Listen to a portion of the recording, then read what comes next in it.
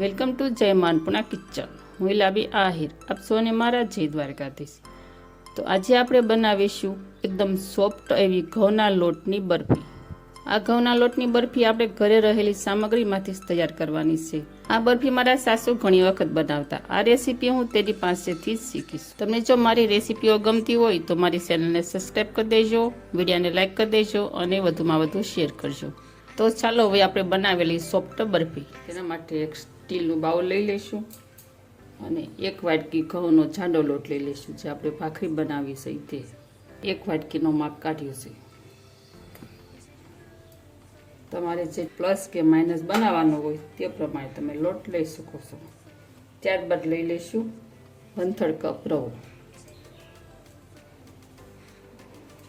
ત્યારબાદ 1/3 કપ તેલ એડ કરી દઈશું.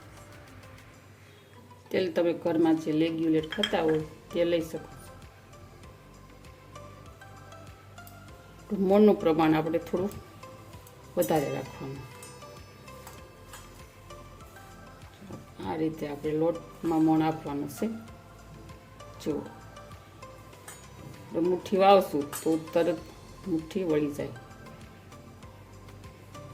હવે આપણે આનો લોટ બાંધી લેવાનો છે. પાણી આપણે થોડું થોડું જ નાખવાનું. લોટ આપણે થોડો આનો કડક રહે એ રીતે બાંધવાનો છે. તમે આમાં ગરમ પાણીમાં પણ લોટ બાંધી શકો છો. મેં અત્યારે તો ઠંડુ પાણી જ લીધું છે. બરફી સુરમું ઉનાળામાં ખાવાથી આપણને ઠંડક મળે, કેમ કે આપણે ખાંડમાંથી સાહણી બનાવી છે એટલે. તો અહીંયા આપણો લોટ બંધાઈ ગયો છે. જો આપણે આ રીતનો લોટ કડક રાખવાનો છે. જે આપણે સુરમાના લાડુ બનાવીને લોટ કડક રાખીએ એ રીતે કડક રાખવાનો છે. આ બરફી સુરમું મારા સાસુ બહુ બનાવતા. જો અત્યારે તો એ હયાત નથી, હતા ત્યારે બહુ બનાવતા. આજ મને થયું હું પણ બનાવી નાખું. હવે આપણે આના મુઠ્ઠી દબાવીએ અને મુઠિયા વાળી લઈશું. તમારે મુઠિયાનો કોઈ પણ શેપ આપવો હોય, ગોળ અથવા લંબગોળ કોઈ પણ શેપ આપી શકો. હું આવી રીતે મુઠિયા બનાવું છું. આ રીતે આપણે પહેલેથી પરંપરાગત આ રીતે જ મુઠિયા બનાવતા આવીએ છીએ. અને એક બાઉલમાં ભરી લઈશું. તો ફ્રેન્ડ, તમને મારી રેસીપીના વિડીયો સારા લાગતા હોય તો વિડીયોને એક લાઈક જરૂર કરી દેજો. અને સાથે સાથે સબસ્ક્રાઈબ ન કર્યું હોય તો પ્લીઝ સબસ્ક્રાઈબ પણ જરૂર કરી દેજો.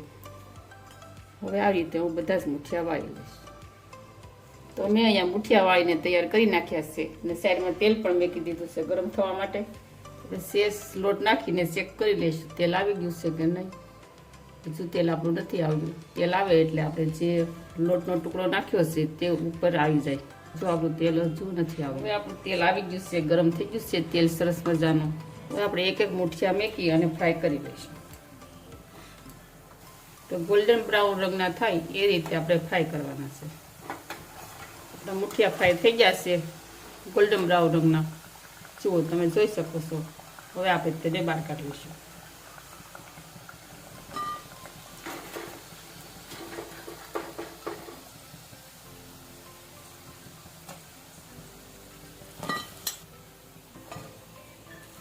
આવી રીતે આપણે બધા મુઠિયા તળી લઈશું. જો અહીંયા આપણા મુઠિયા સરસ રીતે સતરાઈ ગયા છે. આ રીતે આપણે તળીશું તો વચમાં કાચું નહીં રહે.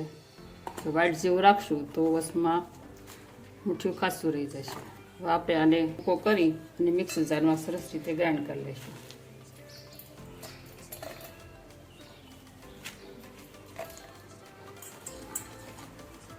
આપણે આ રીતનો ફાઇન પાવડર તૈયાર કરી લઈશું. કણીદાર રહે એ રીતનું. હવે આપણે આને બીજા નંબરની સાળીથી આપણે સાળી લઈશું.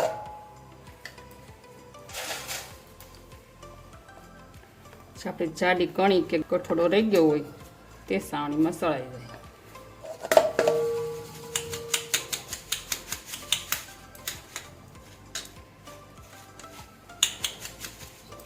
અને આપણે ફરીથી ક્રશ કરી લઈશું. અહીંયા આપણે સુરમું ક્રશ કરી અને સાળી નાખ્યું છે. રીતનું આપણે રાખીશું એની કન્ટેક્સન્સી. હવે આપણે બરફી સુરમા માટેની ચાસણી તૈયાર કરી લેવાની છે. તો તેના માટે મેં 1 કપ જેટલી ખાંડ લીધેલી છે.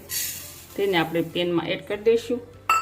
અને ખાંડ પડલે એટલું જ આપણે તેમાં પાણી એડ કરી દઈશું.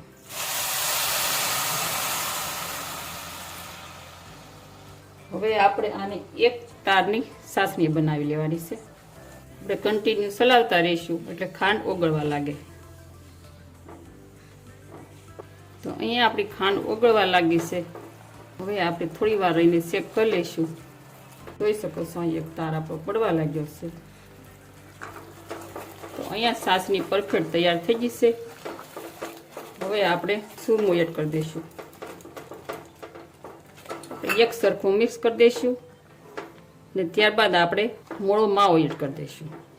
મેં મોળો માવો લીધો છે દૂધનો 1 વાટકી, તે હું તેમાં એડ કરી દઈશ.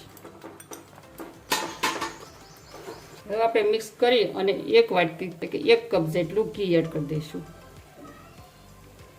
ખાસ આપણે એ ધ્યાન રાખવાનું છે કે જે આપણે ખાંડની ચાસણી છે તે તળાઈ ન જાવી જોઈએ, નકર જે આપણે બેટર છે તે થોડુંક કડક થઈ જશે એટલે તેનું પતીકું સારું નહીં પડે.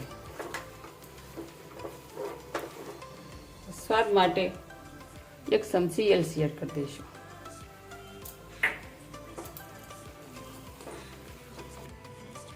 એક ચમચી ઘી એડ કરી દઈશું. પીછી વડે ફરતું પાથરી દઈશું. આપણે થાળીમાં ઘી ગ્રીસ કરી લીધું છે. હવે આપણે જે તૈયાર થયેલું મિશ્રણ આપણે થાળીમાં એડ કરી દઈશું. આપણે તવીથા વડે દબાવી અને થાળીમાં એક સરખું પાથરી દઈશું. ફરતી કિનારે પણ આપણે એક સરખું કરી દઈશું.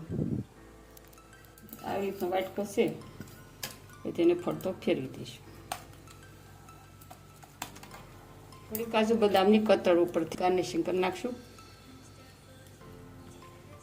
તવીથા વડે પ્રેસ કરી નાખશું થોડું. હવે આપણે સાકુ વડે એના પતીકા પાડી લઈશું. હવે આપણે આને થોડી વાર ઠંડુ થવા રાખી દઈશું. હવે આપણે 2-3 કલાક બાદ આપણે જોઈ લઈશું. આપણી બરફી સુરમો એકદમ સરસ મજાની ઠંડી થઈ ગઈ છે અને પતીકા પણ બહુ સરસ પડે છે. તો તમે આ રેસીપી ઘરે એકદમ ચોક્કસ એકવાર જરૂર ટ્રાય કરજો અને મને કમેન્ટ બોક્સમાં જરૂર કહેજો કેવી બની છે તે.